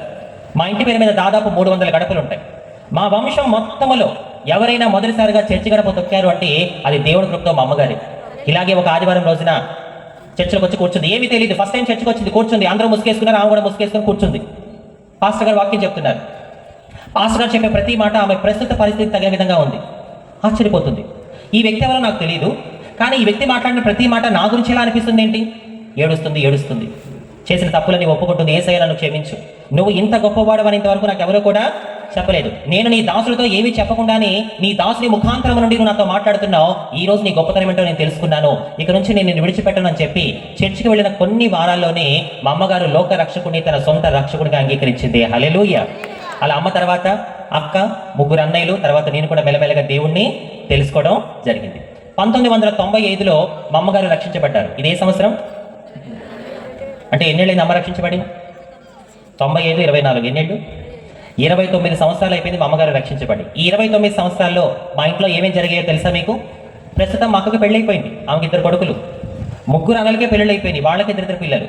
ఈరోజు నా కుటుంబంలో అమ్మ రక్షించబడింది, 3 అన్నయ్యలు రక్షించబడ్డారు, నేను రక్షించబడ్డాను. ఆల్మోస్ట్ నా ఫ్యామిలీలో అందరూ కూడా దేవుని నమ్ముతూ ఆయన ఆరాధిస్తూ ఉన్నారు. చౌదరి కుటుంబంలో పుట్టిన మేము క్రీస్తుని మా సొంత రక్షకుడిగా అంగీకరించి నేటికి దాదాపు 30 సంవత్సరాలు అయిపోయింది. చప్పట్లు కొడుతూ గట్టిగా దేవుడు కనపరచండి. హల్లెలూయా, హల్లెలూయా. నా ప్రియ సహోదరి సహోదరుడా, ఈరోజు నా కుటుంబంలో రక్షణ ఉంది, నా కుటుంబంలో యేసయ్య ఉన్నాడు. మరి నీ కుటుంబంలో రక్షణ ఉందా? నీ కుటుంబంలో యేసయ్య ఉన్నాడా? నువ్వు అనుకుంటున్నావు నాకు సొంత ఇల్లు ఉంది, మా కుటుంబానికి కావాల్సిన డబ్బు ఉంది, బంగారం ఉంది, స్థలాలు ఉన్నాయి, పొలాలు ఉన్నాయి అని అనుకుంటున్నారు మీరు. కానీ నీ సొంత ఇల్లు నీకు రక్షణ దయచేయదు, నీ సొంత ఇల్లు నేను పరలోకానికి చేర్చదు. నీ దగ్గర ఉన్న డబ్బు, నీ దగ్గర ఉన్న బంగారం, నీ దగ్గర ఉన్న సంపద, పొలాలు, స్థలాలు ఇవేవి నిన్ను నీ కుటుంబాన్ని పరలోకానికి చేర్చవు. నిన్ను నీ కుటుంబాన్ని పరలోకానికి చేర్చేది ఏంటో తెలుసా? నువ్వు పొందిన రక్షణ, నువ్వు చేసే భక్తి నిన్ను నీ కుటుంబాన్ని అంతములో పరలోకానికి చేరుస్తుంది. హల్లెలూయా, హల్లెలూయా. నీలో క్రీస్తు లేకుండా నువ్వు ఎన్ని క్రిస్మస్లు చేసినా, అవి బూడిదలో పోసినా పన్నీరే. నువ్వు కొత్త బట్టలు వేసుకో, స్టార్ పెట్టుకో, చక్కగా పిండి వంటలు చెయ్యి, అందరిని పిలిచి అన్నీ చెయ్యి, బట్ నీలో క్రీస్తు లేకుండా నువ్వు ఎన్ని చేసినా అది వ్యర్థమైన ప్రియ సహోదరి సహోదరుడు. అందుకే యేసయ్య జక్కయ్య ఇంటికి వస్తానన్నప్పుడు జక్కయ్య ఏం చేశాడు తెలుసా? యేసయ్యని తన ఇంట్లోకే కాదు తన హృదయంలో కూడా ఆహ్వానించాడు. కాబట్టి తను అన్యాయంగా సంపాదించిందంతా తిరిగి జక్కయ్య ఏం చేశాడు? తిరిగి వాళ్ళకి ఇచ్చేశాడు. ఎప్పుడైతే జక్కయ్య ఆ విధంగా చేస్తాడో అప్పుడు యేసయ్య జక్కయ్యతో ఏమంటాడో తెలుసా? చూడండి ఆ మాట ఒకసారి. లూకా సువార్త 19వ అధ్యాయము 9వ వచనము. అందుకు యేసు, ఇతడును అబ్రహాము కుమారుడే, ఎందుకనగా నేడు ఈ ఇంటికి రక్షణ వచ్చి ఉన్నది. ఎందుకనగా నేడు ఈ ఇంటికి రక్షణ వచ్చి ఉన్నది. హల్లెలూయా. నువ్వు ఎప్పుడైతే మనసు మార్చుకుంటావో వెంటనే నీ కుటుంబంలో, నీ జీవితంలో కూడా దేవుడు రక్షణ దయచేస్తాడు. హల్లెలూయా. మొన్న ఒక తమ్ముడు ఫోన్ చేసి చెప్తున్నాడు, అంజలక్క నేను యేసు ప్రభువుని నమ్ముకున్నానని చెప్పి నా స్నేహితులందరూ కూడా నన్ను ఎగతాళి చేస్తున్నారక్క అన్నాడు. నేనన్నాను, ఏమంటారా నాన్న అంటే, వాళ్ళు అంటారక్క, అరే నువ్వు యేసు ప్రభువుని నమ్ముకున్నావు కదరా, ఏమిచ్చాడరా నీ యేసయ్య నీకు? నీ మోకానికి సొంతూళ్ళలో సొంతిల్లు కూడా లేదు అంటారంట వాడిని. కొంతమందికి సొంతూళ్ళలో సొంతిల్లు లేదే అని బాధ, కొంతమందికి సొంతిల్లుండి సమాధానం లేక బాధ. ఇక్కడ సొంత ఇంట్లో ఉంటున్న వాళ్ళు ఉన్నారు, అద్దెంట్లో ఉంటున్న వాళ్ళు ఉన్నారు. ఎవరు సమాధానంగా ఉన్నారు చెప్పండి? ఎవరికి కూడా సమాధానం లేదు. కానీ ఈరోజు నాకు, నా కుటుంబానికి ఏమున్నా ఏమి లేకపోయినా మేము చాలా సంతోషంగా ఉన్నాం. మీరు అడగొచ్చు, అంజలి మీరు యేసు ప్రభు నమ్ముకొని దాదాపు 30 సంవత్సరాలు అయింది కదా, ఈ 30 సంవత్సరాల్లో మీకు అన్ని ఆనందాలు సంతోషాలైనా అంటే నేను అవునని చెప్పను. ఈ 30 సంవత్సరాలు మాకు బాధలు వచ్చాయి, కష్టాలు వచ్చాయి, రోగాలు వచ్చాయి, ఇబ్బందులు వచ్చాయి. కానీ ఎన్ని వచ్చినా యేసయ్య మాతో ఉన్నాడనే ధైర్యమే మమ్మల్ని ఇప్పటివరకు నడిపించుకుంటూ వచ్చింది. హల్లెలూయా, హల్లెలూయా. నా ప్రియ సహోదరి సహోదరుడా, యేసు ప్రభుని నమ్ముకున్న నాకు ఏమీ లేదే అని ఇక్కడ కూర్చున్న మీలో ఎవరైనా బాధపడుతూ ఉంటే ఒక మాట చూపిస్తాను రండి మీకు. 1 తిమోతి, యేసు ప్రభుని నమ్ముకున్న నా దగ్గర ఏమీ లేదని మీలో కొంతమంది బాధపడుతున్నారేమో, ఒక మాట చూద్దాము. 1 తిమోతి 6వ అధ్యాయము 6-7 వచనాలు. సంతుష్టి సహితమైన దైవభక్తి గొప్ప లాభ సాధనమై ఉన్నది. మనం ఈ లోకములోనికి ఏమీ తేలేదు. చింతపాడు గ్రామంలో మైక్ ద్వారా ఈ నా మాటలు వింటున్న ప్రియ సహోదరి సహోదరుడా వినండి. మనము ఈ లోకములోనికి ఏమీ తేలేదు, దీనిలో నుండి ఏమీ తీసుకొని పోలేదు, దీనిలో నుండి ఏమీ తీసుకొని పోలేము. హల్లెలూయా. మనం ఈ లోకములోనికి ఏమీ తేలేదు, దీనిలో నుండి నీ ఏర్వాడులాగా తీసుకెళ్తామని ఉందా? నీ స్థలాలు, నీ పొలాలు, వాటి కాగితాలు నీతో వస్తాయని ఉందా? అక్కడ ఏమనుంది? మనం ఏమీ తీసుకురాలేదు, వెళ్ళేటప్పుడు ఏమీ కూడా మన వెంట, ఒక్క రూపాయి కూడా మన వెంట రాదు. ఆఖరికి నువ్వు పెట్టుకున్న ముక్కు పుల్లతో సహా ఇక్కడ విడిచిపెట్టి వెళ్ళిపోవాల్సింది. హల్లెలూయా. ఆలోచించుకో చింతపాడు గ్రామమా, ఈ రాత్రికాల సమయంలో నీకు యేసు కావాలా, కాసు కావాలా? చప్పటి కొడుతూ గట్టిగా దేవుడు కనపరచాలి. మనం వచ్చినప్పుడు ఏమీ తేలేదు, వెళ్ళేటప్పుడు ఏమీ తీసుకుని వెళ్ళలేము. మనిషి అనేవాడు మట్టిలో నుంచి వచ్చాడు కాబట్టి చివరికి ఏమైపోవాల్సింది? మన్నైపోవలసింది. ఆత్మ దేవుడి దగ్గర చేరాల్సిందే. అందుకే ఈ క్రిస్మస్ సందర్భంగా ఈ మాటలు ఎవరైతే వింటున్నారో వాళ్ళతో దేవుడు సూటిగా అడిగే ప్రశ్న, మీకు యేసు కావాలా, కాసు కావాలా? ఎవరు కావాలి? యేసు కావాలి అన్న వాళ్ళు 2 చేతులు ఆకాశం వైపు చూపించి బిగ్గరగా చప్పటి కొడుతూ దేవుడు కనపరచండి. ఉల్లాసముగా విశ్వాసంతో చప్పటి కొడుతూ దేవుడు కనపరచాలి. హల్లెలూయా, హల్లెలూయా. నా ప్రియ సహోదరి సహోదరుడా, ఒక్కసారి మీరు ఆలోచించండి. ఆ రోజు మా అమ్మ యేసు ప్రభుని నమ్ముకున్నందుకు చుట్టాలు వెలివేశారని, సొంత చెల్లి వంటగదిలో కూర్చోబెట్టిందని, ఒకవేళ ఆ రోజు మా అమ్మ ఈ యేసు ప్రభు నమ్ముకోబట్టి నాకు ఇన్ని కష్టాలు, నాన్న వాళ్ళందరూ నన్ను దూరం పెట్టేశారు, నా చెల్లేమో నన్ను నా పిల్లల్ని అనాథలా వంటగదిలో కూర్చోబెట్టింది, ఈ మాయదారి దేవుని నమ్ముకోబట్టి నాకు ఇన్ని కష్టాలు, ఇన్ని సమస్యలు, ఈ దేవుడు నాకు వద్దు బాబు అని ఆ రోజు మా అమ్మ యేసేని విడిచిపెట్టి ఉంటే ఈ రోజు నేను మీ కళ్ళ ముందు ఉండేదన్నా? చెప్పండి, ఉండేదన్నా? నా తల్లి యేసు ప్రభుని నమ్ముకున్న తర్వాత అన్ని కష్టాలు వచ్చినా, అన్ని బాధలు వచ్చినా ధైర్యంగా నిలబడింది కాబట్టి తన కడుపున పుట్టిన ఒక హిజ్రానైన నన్ను దేవుడు ఈరోజు ఇంత గొప్పగా వాడుకుంటున్నాడు. మీలో ఎంతమందికి పిల్లలు ఉన్నారు చేయి చూపించండి. పిల్లలు ఉన్న అమ్మా నాన్నలు చేయి చూపించండి. మాకు పిల్లలు ఉన్నారు అమ్మా అన్న వాళ్ళు చేయి చూపించండి. ఎస్, వెరీ గుడ్, దించేసేయండి. అమ్మా నాన్నలకి దేవుడు ఈ సభలో ఒక మాట చెప్తున్నాడు, వినండి. నా తల్లి పడిన కష్టాలకి, బాధలకి తను ధైర్యంగా, నమ్మకంగా దేవుడి కోసం నిలబడినందున తన కడుపున పుట్టిన ఒక హిజ్రానైన నన్నే దేవుడు ఈరోజు ఇంతగా ఆశీర్వదిస్తే, అమ్మా నాన్నలు వినండి, యేసు ప్రభుని నమ్ముకున్న మీరు ఎన్ని కష్టాలు వచ్చినా, ఎన్ని బాధలు వచ్చినా యేసుని విడిచిపెట్టకుండా మీరు నమ్మకంగా జీవించారా? జరిగే అద్భుతం ఏంటో తెలుసా? రానున్న దినాల్లో దేవుడు మీ కొడుకులని, కూతుర్ని దీవించబోతున్నాడు. మీ మనవలని, మనవరాలని ఆస్వాదించబోతున్నాడు. మీ తరతరాలని దేవుడు దీవించబోతున్నాడు. దేవుని కృప పొందిన ఒక సేవకురాలుగా చెప్తున్నాను, యేసు నామములో మన చింతపాడు గ్రామము నుండి ప్రపంచ దేశాలలో సేవ చేసేవారిని, ఉద్యోగం చేసేవారిని, చదువుకునే వారిని నా యేసయ్య లేపును గాక. మన చింతపాడు గ్రామం పేరు ప్రపంచ దేశాలలో వినబడును గాక. మీరు అనుకోవచ్చు, ఏంటంజలి మాది చిన్న గ్రామం, మా చింతపాడు గ్రామం చాలా చిన్నది, ఈ గ్రామం నుండి ప్రపంచ దేశాల్లో సేవ చేసేవారిని, చదువుకునేవారిని, ఉద్యోగం చేసేవారిని దేవుడు లేపుతాడా? Yes, he can do everything. దేవుడు ఏదైనా చేయగలగా సమర్థుడు. దానికి నేనే ఎగ్జాంపుల్. నా ఫ్యామిలీలో ఎవరికి కూడా పాస్పోర్ట్ లేదు, నా ఫ్యామిలీలో ఎవరు కూడా విమానం ఎక్కలేదు, వాళ్ళకి అసలు ఏమీ తెలియదు, విమానం అంటే ఎట్లా ఉంటుందో కూడా తెలియదు. కానీ నా కుటుంబంలో ఎవరైనా ఒక వ్యక్తి ప్రపంచ దేశాలు తిరుగుతూ దేవుడి పరిచయం చేయగలుగుతున్నారు అంటే ఈ పనికిరాని పాత్రకి దేవుడు గొప్ప ధన్యత దయచేశాడు. హల్లెలూయా. నా తల్లి గర్భాన్ని దీవించిన దేవుడు, నా వంశాన్ని దీవించిన దేవుడు, మీ కడుపున పుట్టిన వారిని, మీ వంశాలను కూడా దేవుడు దీవించును గాక. హల్లెలూయా. ఒక్కసారి ఆలోచించండి నా ప్రియ సహోదరి సహోదరుడు. చాలా మంది అనుకుంటారు ఇది మత మార్పిడి అని చెప్పి. దయచేసి మీరు అర్థం చేసుకోండి, ఇది మత మార్పిడి కాదు, మనసు మార్పిడి. ఒక్కసారి మీరే ఊహించండి, ఆలోచించండి. ఈ గ్రామంలో ఎంతో మంది పురుషులు వచ్చి దేవుడి మాటలు చెప్పారు, ఎంతో మంది స్త్రీలు వచ్చి యేసయ్య మాటలు చెప్పారు. కానీ ఈ గ్రామం పుట్టి ఎన్ని సంవత్సరాలైందో నాకు తెలియదు, కానీ ఈ చింతపాడు గ్రామ చరిత్రలో ఒక హిజ్రా వచ్చి యేసయ్య మాటలు చెప్తుంది అంటే ఇప్పటికే మీకు అర్థమైపోవాలి యేసయ్య ఎంత గొప్ప దేవుడో. బిగ్గరగా చప్పట్లు కొట్టాలి దేవుడికి. హల్లెలూయా. ఒక బిచ్చగట్టె స్థితిని మార్చిన దేవుడు, నేను మళ్ళీ చెప్తున్నాను, ఒక బిచ్చగట్టె స్థితిని మార్చిన దేవుడు ఈ రాత్రి నీ స్థితిని కూడా మార్చగల సమర్థుడు. హల్లెలూయా. మీరు అనుకుంటున్నారా ఒక హిజ్రాగా ఈరోజు నేను ఇక్కడ మైక్ పట్టుకొని మాట్లాడగలుగుతున్నాను అంటే అంత ఈజీగా నేను ఇక్కడ దాకా వచ్చేసాను అనుకుంటున్నారా? ఆలోచించండి. ఈ రోజు కోసం నేను ఎన్ని రోజులు, ఎన్ని నెలలు, ఎన్ని సంవత్సరాలు ప్రయాసపడ్డానో, ఎన్ని నిందలు, ఎన్ని అవమానాలు ఎదుర్కొన్నానో అది నాకు, నా యేసుకి మాత్రమే తెలుసు. ఈ మీటింగ్ రావడానికి ఇక్కడ కూర్చుని మీకు అరగంట, గంట, 2 గంటలు టైం పట్టి ఉంటుంది. కానీ ఈ మీటింగ్లో మీ ముందు నిలబడి మాట్లాడి ఈ స్థాయికి నేను రావడానికి ఎన్ని నెలలు, ఎన్ని సంవత్సరాలు ప్రయాసపడ్డానో అది నాకు, నా యేసుకి తెలుసు. హల్లెలూయా. ఎన్నో శ్రమలండి, ఎన్నో కష్టాలు. నేను ఒక హిజ్రాగా పుట్టడం వల్ల కన్న వాళ్ళకి దూరం అవ్వాల్సిన పరిస్థితి నాకు ఏర్పడింది. స్నేహితులను ఎగతాళి చేశారు. నువ్వు ఒక చెక్క, నువ్వు ఒక 0.5, నువ్వు ఒక 50-50, నీలాంటి వాళ్ళతో ఎవరు స్నేహం చేస్తారు, చీ అన్నారు. బంధువులు చేరదీలేదు. సమాజంలోకి వస్తే సమాజమేమో నువ్వు ఆడా కాదు, మగా కాదు, తేడా అని చెప్పి సమాజం కూడా నన్ను దూరం పెట్టేసింది. నా జీవితంలో కుటుంబం అనే తలుపు మూసుకుపోయింది, స్నేహితులనే తలుపు మూసుకుపోయింది, బంధువులనే తలుపు మూసుకుపోయింది, ఆఖరికి సమాజం అనే తలుపు కూడా మూసుకుపోయింది. 4 వైపులా నేను బ్రతకడానికి ఉన్న అవకాశాలన్నీ బంద్ అయిపోయాయి, మూసుకుపోయాయి. ఏం చేయాలి? ఎలా బ్రతకాలి? మిమ్మల్ని మీ కుటుంబం కాదంటే స్నేహితుల దగ్గరికి వెళ్తారు, ఒక స్త్రీగా, పురుషుడిగా. మీ స్నేహితులు కాదంటే బంధువుల దగ్గరికి వెళ్తారు, బంధువులు కాదంటే సమాజంలోకి వచ్చి బ్రతకడానికి ఒక స్త్రీగా, పురుషుడిగా మీకు ఎన్నో అవకాశాలు ఉన్నాయి. But I did have any opportunity. నా దగ్గర ఒక్క అవకాశం కూడా లేదు.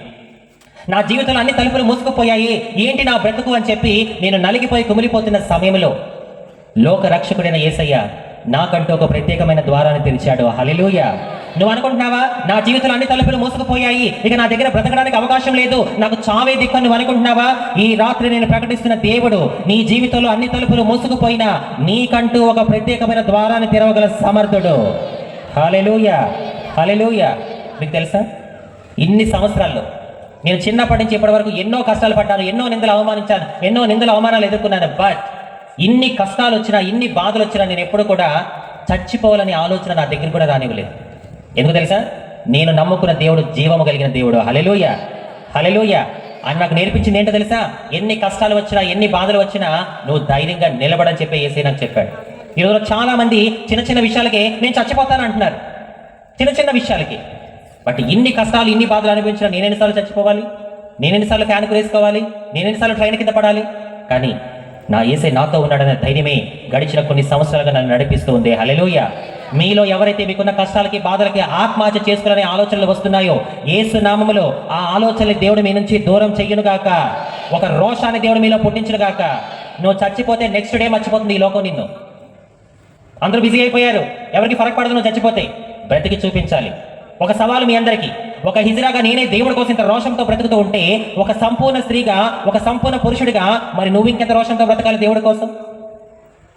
సమాజం చేత వెలివేయబడి ఇన్ని కష్టాలు పడినా ఒక హిజ్రాగా నేనే దేవుడి కోసం ఇంత ధైర్యంగా బ్రతుకుతూ ఉంటే, అన్ని అవయవాలు చక్కగా ఉన్న మరి నీ సంగతి ఏంటి అని చెప్పి దేవుడు ఈ క్రిస్మస్ సందర్భంగా మీ అందరికీ ఒక సవాలు వేస్తున్నాడు.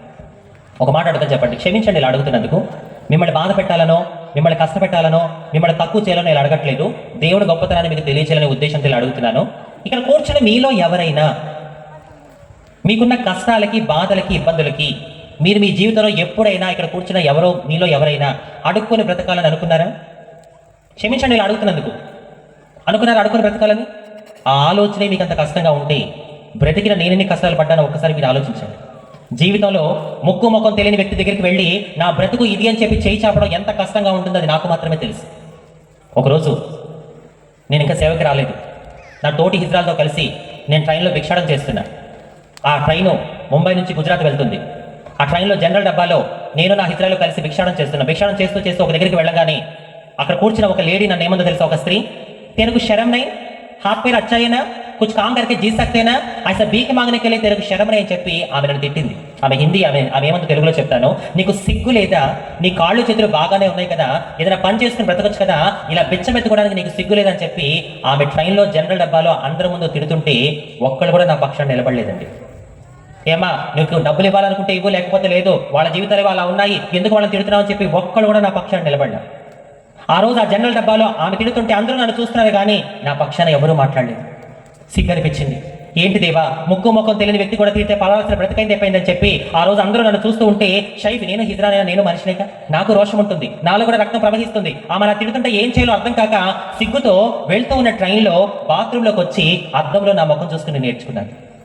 ఏంటి యేసయ్య నా జీవితం, అందరూ ఉన్నా ఎవరు లేని అనాథలా ఎంతకాలం బ్రతకాలి తండ్రి అని చెప్పి ఆ రోజు ట్రైన్లో బాత్రూంలో అద్దం చూసుకుని అద్దంలో నా ముఖం చూసుకుని నేర్చుకున్నాను. కానీ ఆ రోజు బాత్రూంలో ట్రైన్లో నేను కార్చిన ఆ ఏడుపు, ఆ కన్నీరు ఎవరు చూడలేదనుకున్నాను. నా యేసయ్య చూశాడు. ఆయన చూడడమే కాదు, ఆయన తుడిచాడు కాబట్టి ఈరోజు నేను మీ ముందు నిలబడగలిగాను. హల్లెలూయా, హల్లెలూయా. ఈరోజు ఇక్కడ కూర్చున్న మీలో చాలా మంది కన్నీరు కారుస్తున్నారు. మీకున్న కష్టాలకి, బాధలకి, ఇబ్బందులకి ఎంతో మంది కన్నీరు కారుస్తున్నారు. కానీ గుర్తుపెట్టుకోండి, నీ కన్నీరు తుడిచేది నీ భర్త కాదు, నీ కన్నీరు తుడిచేది నీ భార్య కాదు, నీ కన్నీరు తుడిచేది నీ పిల్లలు కాదు. దేవుడే ఈ రాత్రి నీ కన్నీరు తొడవబోతున్నాడు. హల్లెలూయా, హల్లెలూయా. చింతపాడు గ్రామంలో నేను ముగించబోతున్నాను, వినండి. చింతపాడు గ్రామంలో మైక్ ద్వారా అయిన మాటలు వింటున్న ప్రియ సహోదరి, సహోదరుడా, ఒక్కసారి ఆలోచించుకోండి, ఒక్కసారి చూడండి. ఎలాంటి జీవితం నా జీవితం, ఎలాంటి బ్రతుకు నా బ్రతుకు. ఈ బ్రతుకుని మార్చింది ఎవరో తెలుసా? నా కులం కాదు. ఎస్, నేను ఒక చౌదరి కుటుంబంలో పుట్టాను, కానీ నా బ్రతుకుని మార్చింది నా కులం కాదు, నా కుటుంబం కాదు, ఈ సమాజం కాదు. నా బ్రతుకుని మార్చింది లోక రక్షకుడైన యేసయ్య. హల్లెలూయా. గొంగలి పురుగును చూసి అందరూ ఎలా అయితే అసహించుకుంటారో, గొంగలి పురుగును చూసి అందరూ ఎలా అయితే భయపడతారో, ఒకప్పుడు ఈ సమాజంలో నిన్ను కూడా చూసి అందరూ భయపడ్డారో, అసహించుకున్నారు. కానీ ఎప్పుడైతే ఈ గొంగలి పురుగు మీద యేసయ్య రక్తము ప్రోక్షించబడిందో, గొంగలి పురుగు లాంటి నా స్థితిని నా దేవుడు సీతాకు చిలుకగా మార్చేశాడు. హల్లెలూయా, హల్లెలూయా. ఈ గొంగలి పురుగుని సీతాకు చిలుకగా మార్చిన దేవుడు, మీలో చాలా మంది గొంగలి పురుగు లాంటి స్థితిలో ఉన్నారు, బాహ్యంగా కాదు, అంతరంగంగా కావచ్చు. కానీ నా దేవుడు మీరు ఎప్పుడైతే ఎరుగుతారో, ఎప్పుడైతే యేసయ్యని నీ హృదయంలోకి ఆహ్వానిస్తావో, నా బ్రతుకుని మార్చిన దేవుడు నీ బ్రతుకుని కూడా మార్చగల సమర్థుడు. ఈ మాటలు వింటున్న మీలో ఎవరికైనా, అంజలి, నేను ఒక ఘోర పాపిని, నీ యేసయ్య నన్ను ప్రేమిస్తాడా? నేనంటే నా కుటుంబానికి ఇష్టం లేదు, నేనంటే నా ఊళ్ళో ఇష్టం లేదు, నేనంటే ఎవరికి నచ్చదు, నేను చాలా చెడ్డ పనులు చేశాను, నేను చాలా తప్పుడు పనులు చేశాను, మరి నాలాంటి వ్యక్తిని నువ్వు ప్రకటిస్తున్న యేసయ్య ప్రేమిస్తాడా అంటే, నేను చెప్పే సమాధానం ఏంటో తెలుసా? ఖచ్చితంగా ప్రేమిస్తాడు. ఎందుకో తెలుసా? నా యేసయ్య వచ్చింది నీతిమంతుల కోసం, పరిశుద్ధుల కోసం కాదు. నా యేసయ్య వచ్చింది నాలాంటి నీలాంటి పాపుల కోసమే. ఈ రోజు నేను ఏదో మైక్ పట్టుకొని మాట్లాడుతున్నాను కదా, నేను చాలా గొప్ప వ్యక్తిని చెప్పట్లా. నేను కూడా ఒకప్పుడు I was a sinner once upon a time, I was a sinner once upon a time. ఒకనొక టైంలో నేను కూడా చాలా వ్యతిరేకంగా దేవుడికి జీవించాను, దేవుడికి నచ్చిన పనులు ఎన్నో చేశాను. కానీ ఎప్పుడైతే యేసయ్య నా జీవితంలోనికి, నా హృదయంలోనికి ప్రవేశించాడో, వాటన్నిటిని విడిచిపెట్టి ఆయన కోసం నీతిగా బ్రతికే కృపని దేవుడు నాకు దయచేశాడు. హల్లెలూయా, హల్లెలూయా. మరి అంజలి, నువ్వు రక్షించబడ్డావు కాబట్టి ఈరోజు చాలా ధైర్యంగా ఉన్నావు. మరి నేను కూడా రక్షించబడాలంటే ఏం చేయాలి అంజలి అనే ప్రశ్న మీలో ఎవరికైనా ఉంటే, మీరు రక్షించబడాలంటే ఎక్కడికి వెళ్ళాల్సిన పని లేదు, ఏమీ ఖర్చు పెట్టాల్సిన అవసరం లేదు. నేను పొందిన రక్షణ మీలో ఎవరైనా ఇక్కడ పొందాలి అనుకుంటే మీరేం చేయాలో తెలుసా? నా జీవితాన్ని మార్చిన యేసయ్య మీ జీవితాన్ని కూడా మార్చాలి అంటే, ఆ రక్షణ మీకు రావాలి అంటే, యేసయ్య మీ హృదయంలో పుట్టాలి అంటే మీరేం చేయాలో తెలుసా? ఒక మాట చూపించి నేను ముగిస్తానండి. రోమీయులకు రాసిన పత్రిక 10వ అధ్యాయము. నన్ను రక్షించుకున్న యేసయ్య మిమ్మల్ని రక్షించుకోవాలంటే, నా హృదయంలో ఆయనకి నేను స్థానం ఇచ్చాను, అలాగే మీరు కూడా ఇవ్వాలి అంటే ఏం చేయాలో చూడండి. రోమీయులకు రాసిన పత్రిక 10వ అధ్యాయము 9వ వచనము. అదేమనగా, యేసు ప్రభువని నీ నోటితో ఒప్పుకుని దేవుడు మృతులలో నుండి ఆయనను లేపెనని నీ హృదయమందు విశ్వసించిన ఎడల నీవు రక్షింపబడుదువు. మీరు రక్షించబడాలంటే ఏం చేయాలో తెలుసా? యేసే దేవుడు కుమారుడు. ఆయన నా పాపాల కోసం ఈ లోకానికి వచ్చి, నేను పొందాల్సిన శిక్షను ఆయన పొంది, నా కోసం ఆయన కలువరి గిన్నెలో రక్తపు ముద్దగా మారి మరణించి, 3వ రోజు సజీవంగా తిరిగి లేచి, నా కోసం ఆయన పరలోకములో స్థలము సిద్ధపరుస్తున్నాడు అని మీరు ఉన్న చోటే మనస్ఫూర్తిగా నమ్మగలిగితే, విశ్వసించగలిగితే, ఈ బిచ్చగట్టిని రక్షించుకున్న దేవుడు మిమ్మల్ని కూడా రక్షించుకును గాక. నా స్థితిని మార్చిన దేవుడు మీ స్థితిని కూడా మార్చును గాక. నా ప్రియ సహోదరి, సహోదరుడా, ఈ ప్రపంచంలో అందరికీ 2 దినాలు ఉంటాయి. ఏంటా 2 దినాలు? ఒకటి జన్మదినం, 2 మరణ దినం. కానీ నేను ప్రకటిస్తున్న యేసయ్యకి మాత్రమే 3వ దినం ఉంది. అది క్రీస్తు పునరుద్ధాన దినం. హల్లెలూయా. ఆయన మరణాన్ని గెలిచాడు, నిన్ను కూడా గెలిపించగల సమర్థుడు. హల్లెలూయా. ఈ క్రిస్మస్ మీ జీవితంలో, మీ కుటుంబంలో ఒక అద్భుతం జరిగించును గాక. మరి ఇంకా చెప్పడానికి చాలా విషయాలే ఉన్నాయి, సమయం చాలా అయిపోతుంది కాబట్టి నేను ముగిస్తున్నాను. నా గురించి, నా పరిచయం గురించి మీరందరూ ప్రార్థన చేయండి. మీ అందరి కొరకు నేను కూడా ప్రార్థన చేస్తాను. ఏముందండి నా జీవితం? ఒక హిజ్రాగా నాకు పెళ్ళి, పిల్లలు ఇలాంటివి ఉండవు. బ్రతికినంత కాలం ఈ దేహం ఎవరి కోసం? దేవుడి కోసమే. కాబట్టి నేను చేస్తున్నది సువార్త పరిచర్య, నేను చేసే సేవ అంతా కూడా విశ్వాసం మీదే ముందుకు వెళ్తూ ఉంది. మరి ఈ పరిచర్యలో దేవుడి కృపతో పాటు మీ అందరి ప్రార్థన సహకారం నాకు అందించగలిగితే నేను ఇంకా దేవుడి సేవ వేగంగా చేయాలని చెప్పి ఆశపడుతున్నాను. ఎంతమంది మీలో నా కోసం ప్రార్థన చేస్తారు? చాలా సంతోషం. నిజంగా ఒకప్పుడు నేను అందరూ ఉన్న ఎవరు లేని అనాథలా కొన్ని సంవత్సరాలు బ్రతికాను. కానీ ఈరోజు దేవుడు నాకు ఇంతమంది ఆత్మీయులు దయచేశాడు. హల్లెలూయా. మీకు తెలుసా, కన్నవాళ్ళ బంధం కొంతకాలమే, కానీ ఆత్మీయుల బంధం అంతము వరకు. హల్లెలూయా. డబ్బు సంపాదించడం చాలా తేలికండి, కానీ ఒక మనిషి హృదయంలో స్థానం సంపాదించడం అంత ఈజీ కాదు. ఈరోజు కొన్ని లక్షల మంది హృదయాల్లో దేవుడు అంజలికి స్థానం ఇచ్చాడు. నా దగ్గర డబ్బు లేకపోవచ్చు, కానీ కొన్ని లక్షల మంది హృదయాల్లో దేవుడు నాకు స్థానం ఇచ్చాడు. అదే నాకు గొప్ప ఆస్తి. హల్లెలూయా. నా ఆశ ఏంటంటే మీరందరూ అక్కడ ఉండకూడదు, మీరు కూడా ఇక్కడ దాకా రావాలి. అంటే దాని అర్థం ఏంటి? దేవుడు మిమ్మల్ని కూడా దీవించాలి, మీ స్థితిని కూడా మార్చాలి. మీరు కూడా నాలాగే ఇక్కడ నిలబడి దేవునికి సాక్షిగా మారాలి. మీరంతసేపు అక్కడ, నేను ఇక్కడ, అది నాకు నచ్చలేదు. మీరు అక్కడ నుంచి ఇక్కడ దాకా వచ్చే వరకు నా ప్రయాస పోరాటం అయితే ఆగదు. మీరు ఎంతసేపు వినేవారిగానే కాదు, దేవుడు మిమ్మల్ని చెప్పేవారిగా కూడా మార్చును గాక. విత్తబడి నీ వాక్యము మనందరి జీవితాల్లో ఫలించును గాక. ఈ చింతపాడు గ్రామంలో అన్యులందరినీ యేసు నామములో త్వరలోనే ధన్యులుగా మారుదురు గాక. మన చింతపాడు గ్రామం నుండి ఒక్క ఆత్మ కూడా నరకానికి వెళ్లకుండా ఉండును గాక. రెండు చేతులు ఆకాశం వైపు చూపించి బిగ్గరగా చప్పలు కొట్టి దేవుని కనపరచాలి. ఇప్పటి వరకు నేను మాట్లాడిన ప్రతి మాట ద్వారా సమస్త మహిమ ఘనత ప్రభావములు మన యేసుకి మాత్రమే కలుగును గాక. ఆయన మాత్రమే హెచ్చబడాలి, నేను తగ్గబడాలి. మరి నాకు ఈ గ్రామంలో ఇంత చక్కగా అవకాశం కల్పించిన మరి దేవుని దాసులు మరి కరుణాకర్ గారికి, వారి కుటుంబానికి, అలాగే మాకు చక్కటి వసతిని ఇచ్చిన మరి డాక్టర్ ఇజ్రాయెల్ గారికి, వారి కుటుంబానికి, అలాగే దేవుని దాసులకు అందరికీ నా హృదయపూర్వక వందనాలు తెలియజేస్తున్నాను. దేవుడి కృపా కాపుదల మీ అందరికీ తోడుగా ఉండును గాక. దేవుడు రాకడ ఆలస్యం అయితే మళ్ళీ కలుసుకుందాం. ఈ లోపల దేవుడు అక్కడ వచ్చేస్తే అక్కడ కలుసుకుందాం. హల్లెలూయా. దేవుడి కృపా కాపుదల మీకు తోడుగా ఉండును గాక. లేచి నిలబడి మీ కొరకు ప్రార్థన చేస్తాను. మీలో చాలామంది అంజలి అక్క నీతో ప్రార్థన చేయించుకోవాలని మేము వచ్చామని చెప్పి చాలామంది మెసేజ్లు చేశారు నాకు. మరి ఒక్కొక్కరికి ప్రార్థన చేయాలి అంటే మీకు తెలుసు అది చాలా కష్టమైన పని. కాబట్టి అందరికీ కలిపి నేను ప్రార్థన చేస్తాను. మళ్ళీ నేను ప్రయాణమై వెళ్ళిపోవాలి కనుక అర్థం చేసుకోండి. అందరికీ కలిపి నేను ప్రార్థన చేస్తాను కనుక వచ్చిన మీరందరూ ఒక్కసారి రెండు చేతులు ఆకాశం వైపు చూపించి దేవానికి స్తోత్రం నాయన, మాకు ఇచ్చిన చక్కటి వాతావరణాన్ని బట్టి నీకు వందనాలు చెప్పండి. చాలామంది వర్షం పడి ఈ మీటింగ్ ఆగిపోతేమో అనుకున్నారు, కానీ దేవుడు మన ఆలోచన తారుమారు చేసి తన కృపని ఆకాశానికి గొడుగుగా ఉంచి ఎంత చక్కటి వాతావరణాన్ని దేవుడు దయచేశాడు. కనుక ప్రతి ఒక్కరూ రెండు చేతులు ఆకాశం వైపు చూపించి దేవానికి స్తోత్రం నాయన, మా గ్రామాన్ని మీరు ఇంత అద్భుతంగా నడిపించినందుకు మీకు వందనాలు తండ్రి. అవును దేవా, మా గ్రామంలో ఎంతోమంది పురుషులు వచ్చి సువార్త చెప్పారు, ఎంతోమంది స్త్రీలు వచ్చి దేవుడు మాటలు చెప్పారు. కానీ మా చింతపాడు గ్రామ చరిత్రలో మొదటిసారి సమాజము చేత వెలివేయబడిన ఒక జీవితాన్ని తీసుకొని వచ్చి నువ్వు ఈరోజు మేము మా ముందు సాక్షిగా నిలబెట్టావు. యేసయ్యా, నీ గొప్పతనం ఏంటో మేము వినలేదు, కళ్ళారా చూసాం. ఒక పిచ్చగతి స్థితిని మార్చిన నీవు మా స్థితులను కూడా మార్చగల సమర్థుడు అని నేను మనస్ఫూర్తిగా నమ్ముతున్నాను. అంజలిని రక్షించుకున్న యేసయ్య నన్ను కూడా రక్షించు. తనకి ధైర్యం ఇచ్చి నడిపిస్తున్న యేసయ్య నాకు కూడా ధైర్యాన్ని ఇవ్వు. అవునయ్యా, క్రైస్తవుడని చెప్పుకోవడం వేరు, క్రైస్తవుల బ్రతకడం వేరు అన్నావు. ఇంతకాలం నేను క్రైస్తవులని చెప్పుకున్నాను, దానివల్ల నాకేమీ రాలేదు యేసయ్య. ఇక నుంచైనా నీ కోసం నిజమైన క్రైస్తవుడిగా, నిజమైన క్రైస్తవురాలిగా నేను బ్రతకాలి తండ్రి. నాకు సహాయం దయచేయి నాయన. అయ్యా, ఈ క్రిస్మస్ సందర్భంగా ఒక నూతనమైన జీవితాన్ని నాకు దయచేయి తండ్రి. పాతవి గతించాను, సమస్తము నూతనమైన అన్నట్టుగా ఒక నూతనమైన జీవితాన్ని దేవుడికి దయచేయబోతున్నాడు. ప్రతి ఒక్కరు అడుగుతారా, అయ్యా నన్ను ఆత్మలో బలపరచు యేసయ్య అని చెప్పి అడగండి ప్రతి ఒక్కరు. ఆశీర్వాదాలు ఎంతకాలం ఉంటాయో ఎంతకాలం ఉండవో మనకు తెలియదు, కానీ మీరు ఆత్మలో బలంగా తయారైతే అది మిమ్మల్ని అంతవరకు నమ్మకంగా నడిపిస్తుంది. కాబట్టి ఒక్కటే అడగండి దేవుణ్ణి, అయ్యా ఈ క్రిస్మస్కి నన్ను ఆత్మలో బలపరచు. నువ్వు ఎప్పుడైతే నన్ను ఆత్మలో బలపరుస్తావో అదే నన్ను అంతం వరకు నమ్మకంగా నడిపిస్తుంది యేసయ్య.